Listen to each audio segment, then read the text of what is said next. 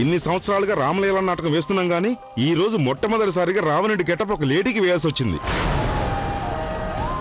అదీగాక అది ఆడది కాదు, రాక్షసి. పెద్ద అప్సరసలుగా ఒకటే బిట్టి చేసిందనుకో. దాన్ని ఒప్పించడం చాలా కష్టమైంది. లేకపోతే ఈరోజు నాటకంలో మనమందరం రావణాసురుడు లేకుండానే నాటకం వేయాల్సి వచ్చేది. ఎంత వేడిగా ఉంది. 16 సంవత్సరాల క్రితం జనాలు పిచ్చివాళ్లలా ఉన్నారు.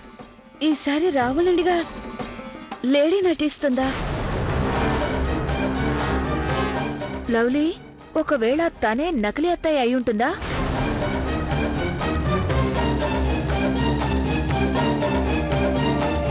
మళ్ళీ వచ్చి ఇక్కడ కూర్చున్నావా? నాటకం వేయడానికి వచ్చావా, రెస్ట్ తీసుకోవడానికి వచ్చావా? అరే వెళ్తున్నాను లేవయ్యా. మధ్యలో గ్యాప్ వచ్చినప్పుడు కాస్త ఊపిరి పీల్చుకొని. ఇంకా ఈ నాటకం ఎంతసేపు ఉంటుందో నా వల్ల కావట్లేదు. అరే ఏం చేస్తున్నావయ్యా నువ్వు? డబ్బులు తీసుకున్నప్పుడు పని చేయాలి కదా. వచ్చిన జనాల ముందు నేను తలదించుకునే విధంగా చేస్తావా? వెళ్ళి ఈ నటనంతా స్టేజ్ మీద చూపించు. సర్లే, అది ఇవ్వు నాకు, నేను పెట్టుకుంటానులే, నాకొచ్చు. వదిలే. వెళ్ళి నాటకమే. అక్క, తన నకిలీ అత్తయ్యే. తన స్టేజ్ మీదకి వెళ్తే తను మనం ఎలా అడ్డుకోగలం? ఎలాగైనా తను మనం ఆపాలి. పద పద పద.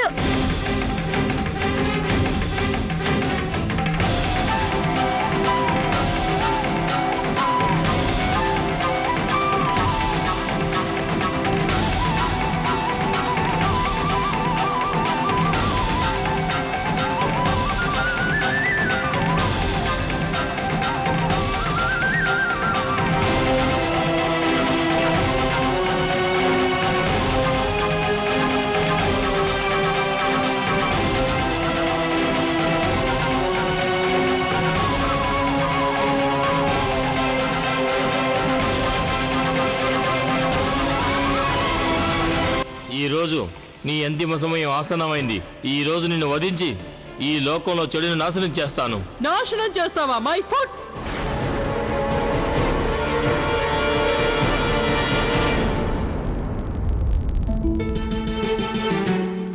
ఏయ్ ఆగ్రా, ఏం చేస్తున్నావు? అక్క, తనే నకిలీ అత్తయ్య. అవును లవ్లీ, నకిలీ అత్తయ్య ఇలాగే మాట్లాడుతుంది. తనే అక్క, మనకింకా 15 నిమిషాలే టైం ఉంది.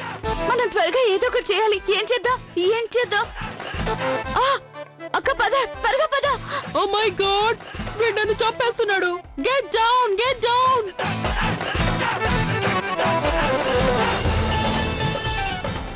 ఆగు రావణాసురా, ఆగు. ఎక్కడికి పారిపోతున్నావు? ఆగు. అరే వీడేం రావణాసురుడయ్యా, అటు చూడండి ఎలా భయపడి పారిపోతున్నాడు. ఆగు రావణ, ఆగు. ఎక్కడికి రా పారిపోతున్నావు? ఆగు. ఈ రోజు నిన్ను అంతం చేసి తీస్తాను. ఆగు రావణ, మర్యాదగా ఆగు రావణ. అరే రావణాసురుడు గారు చూసుకోండి, ఎందుకు పరిగెడుతున్నారు? అరే ఆకుండా పరిగెడుతున్నాడు చూడండి. అరే ఏంటిదంతా? ఈ నాటకం రావణ నాటకంలా లేదు, దొంగ పోలీసు నాటకంలా ఉంది.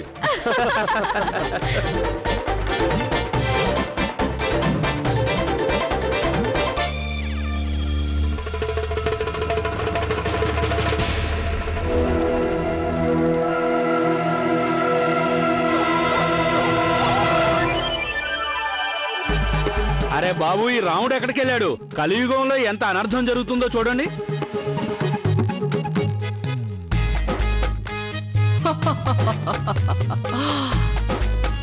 రాముడు ఏమైపోయాడు? మీరందరూ భగవంతుడిలా పూజించేవాణ్ణి నేనతన్ని తరిమి కొట్టాను. ప్రపంచంలో ఏ శక్తి కూడా చెడుని ఎప్పటికీ ఓడించలేదు. చెడు ఈ విశ్వంలోనే అన్నిటికన్నా శక్తివంతమైంది. దానికి చావు లేదు. చెడుకి జై కొట్టండి. రావణుడికి జై. అది కేవలం నీ భ్రమే రావణ. ఈ భూమిపై ఎప్పుడు చెడు ప్రజ్వరిల్లినా సరే మంచి దాన్ని నాశనం చేస్తోంది. రావణాసుడు ఏ రూపంలో తలెత్తినా సరే రాముడు ఏదో రూపంలో వాడి తల వంచుతూనే ఉంటాడు.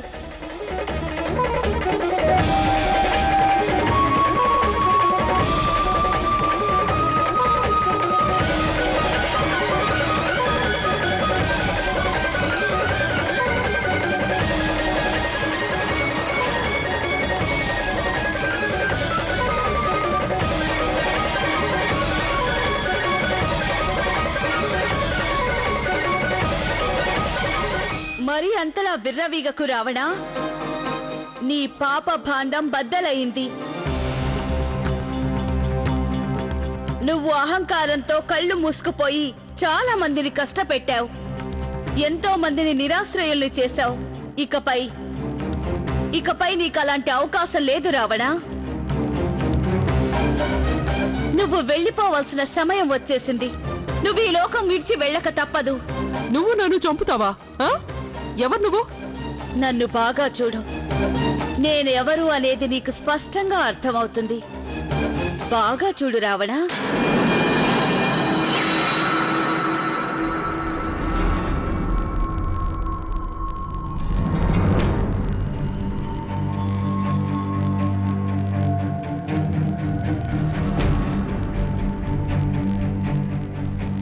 ఓ మై గాడ్, తను లవ్లీయే. నువ్విక్కడ ఏం చేస్తున్నావు? నేను ఇప్పటి వరకు చెప్పింది నీకు వినిపించలేదా?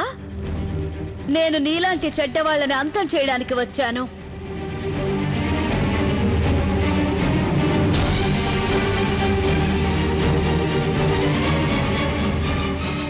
ఇదిగో నువ్వు అలా చేయొద్దు లవ్లియా. వద్దు, బాణం వేస్తే గుచ్చుకుంటుంది. లవ్లీ ఏంటిది? వద్దు, నన్ను చంపద్దు. నేను నీకు మాట ఇస్తున్నాను. నేను అక్కడికి వెళ్ళి పరిస్థితులు చక్కబెట్టొస్తాను. నా మాట విను. నేను ఇక్కడి నుంచి వెళ్ళిపోతాను. నేను అక్కడికి వెళ్ళి నిజం చెప్పేస్తాను. నేను నకిలీ అత్తయ్యని. నేను వెళ్ళి మీ అసలైన అత్తయ్యని ఇంటికి తీసుకొస్తాను. నన్ను వెళ్ళనివ్వు. నన్ను చంపొద్దు. నువ్వు వెళ్ళక తప్పదు నకిలీ అత్తయ్య. కానీ నువ్వు వెళ్ళేది ఫ్యూచర్లోకి కాదు. నువ్వు వెళ్లాల్సిన దగ్గరికెళ్ళు.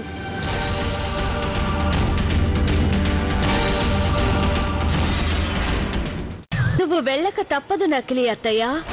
కానీ నువ్వు వెళ్ళేది ఫ్యూచర్లోకి కాదు. నువ్వు వెళ్లాల్సిన దగ్గరికెళ్ళు.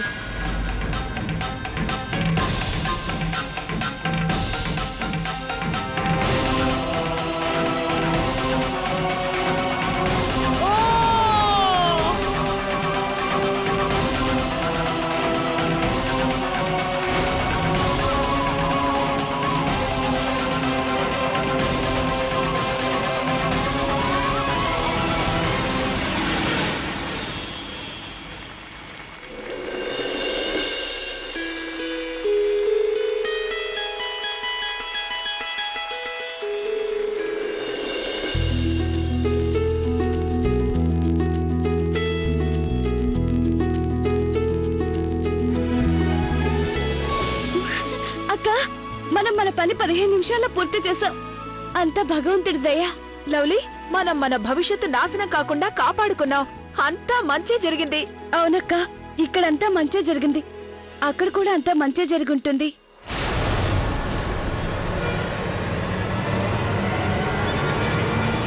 ఆగండి, ఆగండి, ఆగండి, ఆగండి.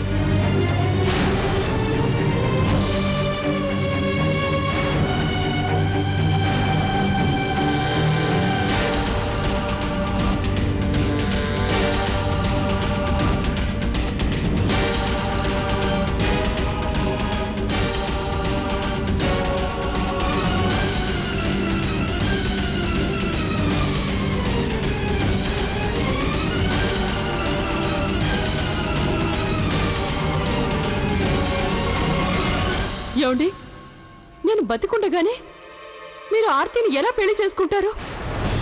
నేను నమ్మలేకపోతున్నానండి. మన కుటుంబం మొత్తాన్ని సర్వనాశనం చేసిందాన్ని, మన సుఖ సంతోషాల్ని నాశనం చేసిందాన్ని, దాన్నా మీరు రెండో పెళ్లి చేసుకుని జీవితాన్ని ఉద్ధరించాలనుకున్నారు?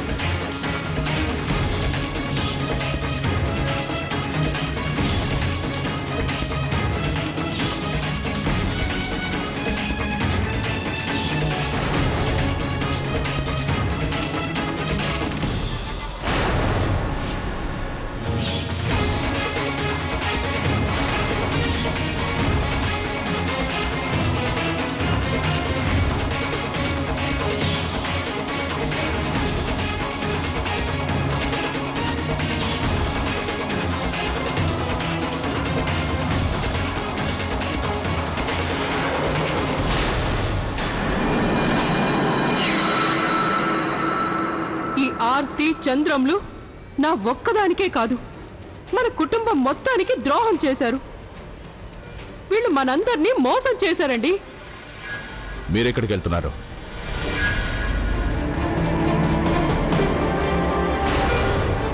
రవి, వీళ్ళని పట్టుకో. ఆగు శివాజీ, వీళ్ళని చట్టం శిక్షించడానికన్నా ముందు నేను శిక్ష విధిస్తాను.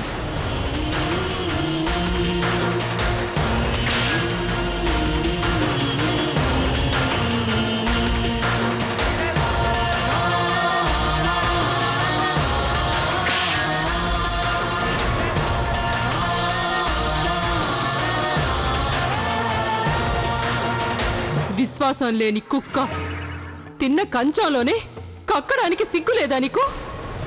మంచితనంతో ప్రతి విషయంలో నీకు అండగా ఉంటూ వచ్చావు, కానీ నువ్వు నా నుంచి నా కుటుంబాన్ని దూరం చేశావు. భగవంతుడు నిన్ను ఎప్పుడూ క్షమించడు. నువ్వు నాలాగే ఒంటరితనంతోనే ప్రతిరోజు చస్తూ బతుకుతావు. చూస్తూ ఉండు.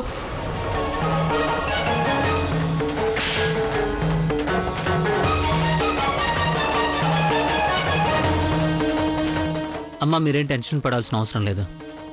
శివ అన్నయ్య ఉన్నాడు కదా, వీళ్ళ సంగతి అన్నయ్య చూసుకుంటాడు. అవునమ్మా, వీళ్ళకి ఎలాంటి శిక్ష విధించాలో నాకు తెలుసు. వీళ్ళు చేసిన ప్రతి దానికి శిక్ష అనుభవిస్తారు. నడు రాబీ.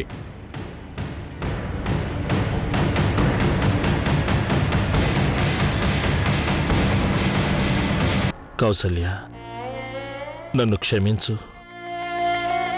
నీ విషయంలో నేను పెద్ద తప్పే చేశాను.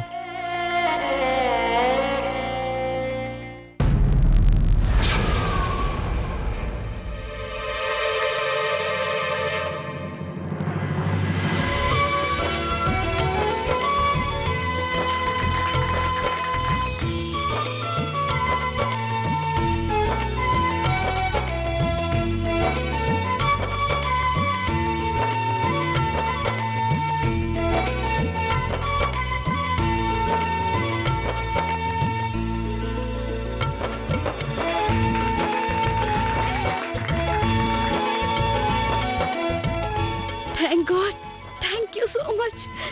మీరు నేను కోరిన ప్రతి కోరికని తీరుస్తూనే ఉన్నారు. మీరు నిజంగా గ్రేట్. ఆ విధంగా రావణాసురుడితో పాటు ఈ లోకంలో ఉండే అన్ని చెడులు కూడా నాశనమైపోయాయి. అందుకనే మనం ఎప్పుడూ కూడా నిజాయితీతో సన్మార్గంలోనే పయనిస్తూ ఉండాలి. చెడుకి ఎంతో శక్తి ఉండొచ్చు, కాని ఏదో ఒకరోజు మంచి చేతిలో ఓడిపోవడం ఖాయం.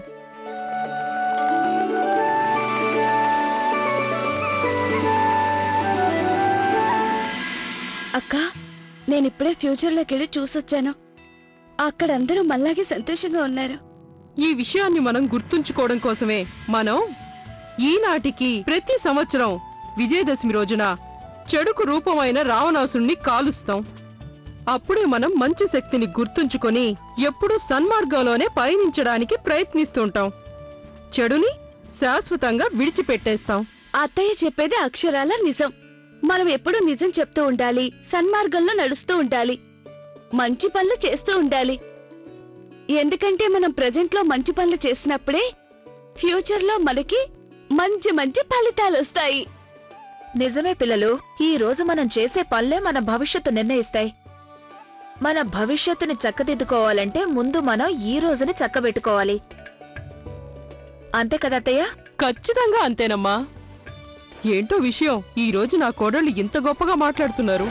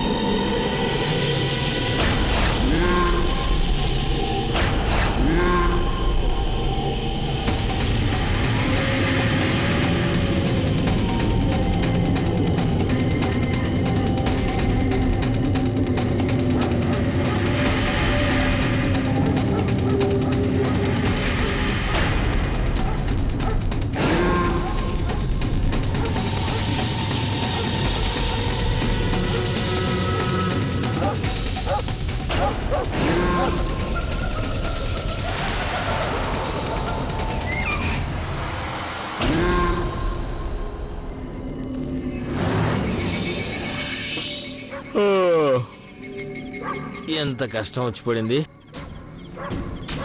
ఎప్పుడు పడితే అప్పుడు కరెంటు పోతుంది ఇక్కడ. మంచి నిద్రలో లేసి జనరేటర్ ఆన్ చేయడం అంటే చాలా హెడ్ఏక్ వస్తుంది.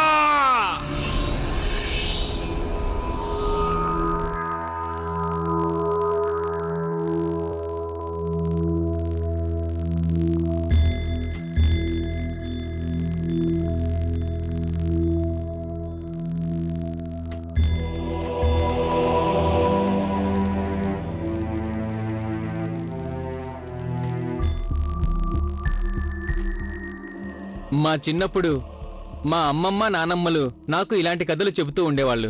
కానీ ఈ రోజుల్లో కూడా ఇలాగా జరుగుతుందనుకోలేదు. ఎవడికి తెలుసు ఎవడు ఇలాంటి పనులు చేస్తున్నాడో? ఈ రోజు కాకపోతే రేపైనా దొరికిపోతాడు. అప్పుడు ఉంటుంది వాడికి. నాకెందుకో ఇది మనిషి పని కాదనిపిస్తుంది. ఇదేదో దెయ్యం పని అయి ఉంటుంది. అది ఈ లోకంలోని మనిషిని తన ఆధీనంలోకి తీసుకుని ఉంటుంది. అరే ఏంటయ్యా నువ్వు కూడా పాతకాలం మనిషిలా మాట్లాడుతున్నావే? ఈ రోజుల్లో అలాంటివేం లేవు. నాకైతే ఇది ఓట్ల కోసం రాజకీయ నాయకులు చేసే పని అనిపిస్తుంది. ఏదో పార్టీ తన లాభం కోసం కావాలనే ఇలాంటి పుకారు పుట్టించింది అనిపిస్తుంది. అదంతా తర్వాత. కానీ ఇలా హత్య చేస్తుంది ఎవరై ఉంటారు? దెయ్యమా లేక నిజంగానే జంతువా?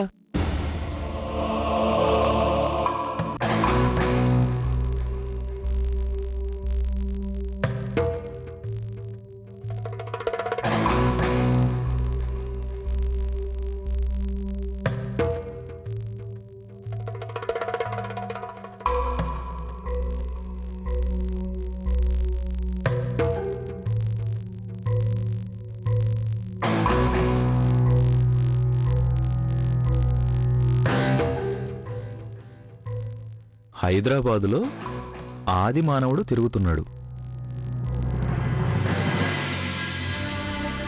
అన్నయ్య, ఏమైంది? అంత సీరియస్గా ఏం చదువుతున్నారు? నువ్వే చదువు. కొద్ది రోజుల క్రితం ఢిల్లీలో భయాందోళన సృష్టించిన మంకీ మ్యాన్ ఇప్పుడు హైదరాబాద్లో తిరుగుతున్నాడు. వాడు ఢిల్లీలో లాగే ఇక్కడ కూడా మనుషుల్ని హత్య చేస్తున్నాడని తెలిసింది. వాడి వల్ల సిటీలోని ప్రజలందరూ ఖాళీ ప్రదేశాల్లోకి ఒంటరిగా బయటికి వెళ్ళటం మానేశారు. ఇదంతా ఏంటో నాకు అసలు అర్థం కావట్లేదు. అన్నయ్య, నేను స్టేషన్కి ఫోన్ చేసి కనుక్కుంటాను.